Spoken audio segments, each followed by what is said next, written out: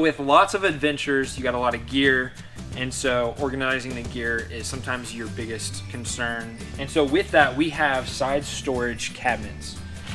And so with that and with our T-Track, you can kind of customize the way that you want to keep stuff in the side. And if you needed to, you could put more bungees from side to side and vertically, just to make sure if you wanted to put smaller things in there, you could.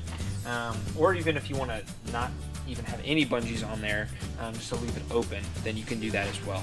A great other area to store stuff, especially longer items, is up on the side of the storage, on top of the storage cabinets. So it allows for multiple layer storing. The side storage cabinets are also the foundation for the bed lift platform.